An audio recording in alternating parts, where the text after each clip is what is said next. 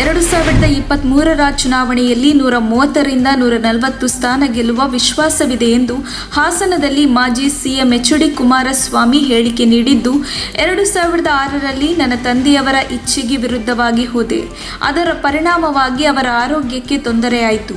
ಮುಂದಿನ ಚುನಾವಣೆಯಲ್ಲಿ 130ರಿಂದ 140 ಸ್ಥಾನ ಗೆಲ್ಲುತ್ತೇವೆ ಎಂದರು.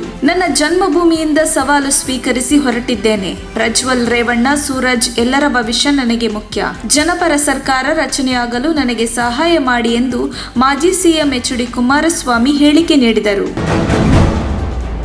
ಬಿಜೆಪಿ ಸರ್ಕಾರ 40% ಕಮಿಷನ್ ಸರ್ಕಾರ. ರಾಜ್ಯ ಬಿಜೆಪಿ ಸರ್ಕಾರ ಅತ್ಯಂತ ಭ್ರಷ್ಟ ಸರ್ಕಾರ ಎಂದು ಕೆಪಿಸಿಸಿ ಕಚೇರಿಯಲ್ಲಿ ಸಿಎಲ್ಪಿ ನಾಯಕ ಸಿದ್ದರಾಮಯ್ಯ ಹೇಳಿಕೆ ನೀಡಿದರು. ಸಿಎಂ ಮಂತ್ರಿಮಂಡಲ ಸಂಪೂರ್ಣ ಭ್ರಷ್ಟಾಚಾರದಲ್ಲಿ ಮುಳುಗಿದೆ. ವ್ಯಾಪಕ ಭ್ರಷ್ಟಾಚಾರದಿಂದ ರಾಜ್ಯ ಸರ್ಕಾರ ಗಬ್ಬಿದ್ದು ನಾರುತ್ತಿದೆ. ಭಾರತೀಯ ಜನತಾ ಪಕ್ಷದವರು ರಾಜ್ಯದ ಜನರ ರಕ್ತ ಹೀರುತ್ತಿದ್ದಾರೆ ಎಂದು ಅವರು ಆಕ್ರೋಶ ವ್ಯಕ್ತಪಡಿಸಿದರು. ಕೇಂದ್ರ ಸರ್ಕಾರವು ಕರ್ನಾಟಕ ಸೇರಿದಂತೆ ಹಿಂದಿಯೇತರ ರಾಜ್ಯಗಳಲ್ಲಿ ಸೆಪ್ಟೆಂಬರ್ 14ರಂದು ನಡೆಸುವ ಹಿಂದಿ ದಿವಸ್ ವಿರೋಧಿಸಿ ಕರ್ನಾಟಕ ರಕ್ಷಣಾ ವೇದಿಕೆಯಿಂದ ಬೆಂಗಳೂರಲ್ಲಿ ಬುಧವಾರ ಪ್ರತಿಭಟನೆ ನಡೆಯಲಿದೆ. ಸೆಪ್ಟೆಂಬರ್ 14ರಂದು ಬೆಳಗ್ಗೆ 11 ಗಂಟೆಗೆ ಕರ್ನಾಟಕ ರಕ್ಷಣಾ ವೇದಿಕೆಯ ರಾಜ್ಯಾಧ್ಯಕ್ಷರಾದ ಟಿ.ಎ. ನಾರಾಯಣಗೌಡ ಬನದಿಂದ ನಗರದ ಸ್ವಾತಂತ್ರ್ಯ ಉದ್ಯಾನದಲ್ಲಿ ಪ್ರತಿಭಟನೆ ನಡೆಯಲಿದೆ. ಗುಜರಾತ್ ವಿಧಾನಸಭೆ ಚುನಾವಣೆಗೆ ಭರ್ಜರಿ ಸಿದ್ಧತೆ ನಡೆಸುತ್ತಿರುವ ಎಎಪಿ ಮುಖ್ಯಸ್ಥ ಅರವಿಂದ್ ಕೇಜ್ರಿವಾಲ್ ಕಾಂಗ್ರೆಸ್ ಆರೋಪಕ್ಕೆ ಪ್ರತಿಕ್ರಿಯೆ ನೀಡಿದ್ದಾರೆ. ಗುಜರಾತ್ನಲ್ಲಿ ಕಾಂಗ್ರೆಸ್ ಅಂತ್ಯವಾಗಿದೆ ಎಂದು ಅಭಿಪ್ರಾಯಪಟ್ಟಿದ್ದಾರೆ. ಈ ವರ್ಷಾಂತ್ಯದಲ್ಲಿ ನಡೆಯುವ ಗುಜರಾತ್ ವಿಧಾನಸಭಾ ಚುನಾವಣೆಗೆ ಪ್ರಚಾರ ಕೈಗೊಂಡಿರುವ ದೆಹಲಿ ಮುಖ್ಯಮಂತ್ರಿ ಅರವಿಂದ್ ಕೇಜ್ರಿವಾಲ್ ಗುಜರಾತ್ಗೆ ಆಗಮಿಸಿದ್ದಾರೆ. ನೈರ್ಮಲ್ಯ ಕಾರ್ಮಿಕರೊಂದಿಗೆ ಟೌನ್ ಹಾಲ್ ಅನ್ನು ಉದ್ದೇಶಿಸಿ ಮಾತನಾಡಿದರು. ನೆರೆಯ ಕೇರಳ ರಾಜ್ಯದ ಗಡಿ ಪ್ರದೇಶಕ್ಕೆ ಹೊಂದಿಕೊಂಡಿರುವ ಕರ್ನಾಟಕದ ಕೊಡಗು ಜಿಲ್ಲೆಯಲ್ಲಿ ಅಪರಾಧ ಚಟುವಟಿಕೆಗಳು ಹೆಚ್ಚು. ರಾಜ್ಯ ಸರ್ಕಾರ ಮತ್ತು ಪೊಲೀಸ್ ಇಲಾಖೆ ಇಂತಹ ಅಪರಾಧ ಚಟುವಟಿಕೆಗಳಿಗೆ ಕಡಿವಾಣ ಹಾಕಲು ಆದ್ಯತೆ ನೀಡಲಿದೆ ಎಂದು ಗೃಹ ಸಚಿವ ಆರಗ ಜ್ಞಾನೇಂದ್ರ ವಿಧಾನಸಭೆಗೆ ತಿಳಿಸಿದರು. ಮಂಗಳವಾರ ಸದನದಲ್ಲಿ ಪ್ರಶ್ನೋತ್ತರ ವೇಳೆಯಲ್ಲಿ ಬಿಜೆಪಿ ಸದಸ್ಯ ಅಪ್ಪಚ್ಚು ರಂಜನ್ ಕೇಳಿದ ಪ್ರಶ್ನೆಗಳಿಗೆ ಆರಗ ಜ್ಞಾನೇಂದ್ರ ಅವರು ಉತ್ತರಿಸಿದರು. ಜಿಲ್ಲೆಯ ವ್ಯಾಪ್ತಿಯಲ್ಲಿ ಯಾವುದೇ ಕೃತ್ಯಗಳು ನಡೆಯದಂತೆ ಅಪರಾಧಿಗಳ ಮೇಲೆ ಕಣ್ಗಾವಲು ಇಡಲಾಗುವುದು ಎಂದು ಅವರು ತಿಳಿಸಿದರು. ಮಹಾರಾಷ್ಟ್ರದ ಹಲವು ಜಿಲ್ಲೆಗಳಲ್ಲಿ ಮಂಗಳವಾರ ವ್ಯಾಪಕವಾಗಿ ಮಳೆಯಾಗಿದೆ.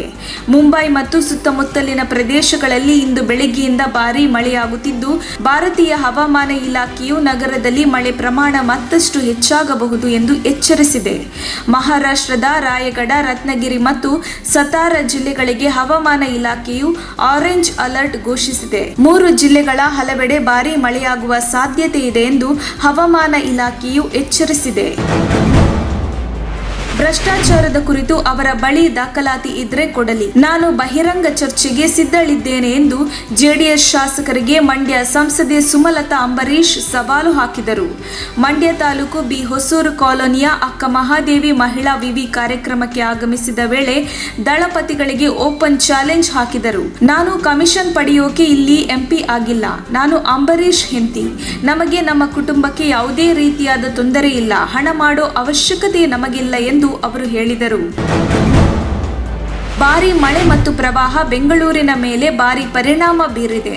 ಈ ಹೊತ್ತಲ್ಲಿ ಅಕ್ರಮ ನಿರ್ಮಾಣಗಳನ್ನು ನೋಯ್ಡಾ ಅವಳಿ ಟವರ್ಗಳಂತೆ ನೆಲಸಮ ಮಾಡಲಾಗುವುದು ಎಂದು ಕರ್ನಾಟಕ ಕಂದಾಯ ಸಚಿವ ಆರ್. ಅಶೋಕ್ ಎಚ್ಚರಿಸಿದ್ದಾರೆ. ಬೆಂಗಳೂರಿನ ನಾಗರಿಕ ಸಂಸ್ಥೆಗಳು 700 ಅತಿಕ್ರಮಣಗಳನ್ನು ಗುರುತಿಸಿವೆ. ಅದು ನಗರಾದ್ಯಂತ ಮಳೆ ನೀರಿನ ಚರಂಡಿಗಳಿಗೆ ಅಡ್ಡಿಯಾಗಿದೆ ಎಂದು ಹೇಳಲಾಗುತ್ತಿದೆ. ಇದರಿಂದಲೇ ಭಾರತದ ಸಿಲಿಕಾನ್ ವ್ಯಾಲಿ ಎಂದು ಕರೆಯಲ್ಪಡುವ ಐಟಿ ನಗರದಲ್ಲಿ ಭಾರೀ ಪ್ರವಾಹಕ್ಕೆ ಕಾರಣವಾಯಿತು ಎಂದು ಅವರು ತಿಳಿಸಿದ್ದಾರೆ.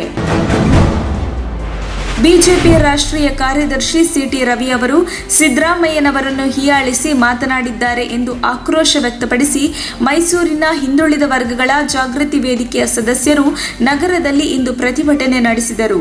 ಸಿ.ಟಿ. ರವಿ ಭಾವಚಿತ್ರಕ್ಕೆ ಬೆಂಕಿ ಹಚ್ಚಲು ಪ್ರತಿಭಟನಾಕಾರರು ಮುಂದಾದಾಗ ಪೊಲೀಸರು ತಡೆದಿದ್ದು, ಈ ವೇಳೆ ಪೊಲೀಸರು ಹಾಗೂ ಕಾರ್ಯಕರ್ತರ ನಡುವೆ ವಾಗ್ವಾದ ನಡೆಯಿತು. ಕೊನೆಗೂ ಕಾರ್ಯಕರ್ತರು ಸಿ.ಟಿ. ರವಿ ಭಾವಚಿತ್ರಕ್ಕೆ ಬೆಂಕಿ ಹಚ್ಚಲು ಯಶಸ್ವಿಯಾದರು.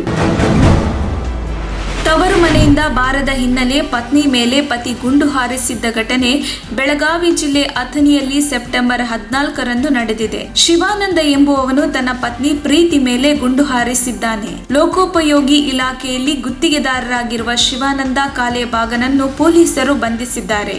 ಅದೃಷ್ಟವಶಾತ್ ಪ್ರೀತಿಯವರು ಪ್ರಾಣಾಪಾಯದಿಂದ ಪಾರಾಗಿದ್ದಾರೆ. ಅನೈತಿಕ ಸಂಬಂಧ ಹೊಂದಿದ್ದ ಶಿವಾನಂದ ನಿತ್ಯವೂ ಹೆಂಡತಿಗೆ ಕಿರುಕುಳ ನೀಡುತ್ತಿದ್ದ. ಇದರಿಂದ ಬೇಸತ್ತು ಪ್ರೀತಿ ಗಂಡನ ಮನೆಯಿಂದ ತವರು ಮನೆಗೆ ಸೇರಿದ್ದರು. ಅಲ್ಲಿಗೂ ಬಂದು ಪತಿ ಹತ್ಯೆಗೆ ಯತ್ನಿಸಿದ್ದಾನೆ.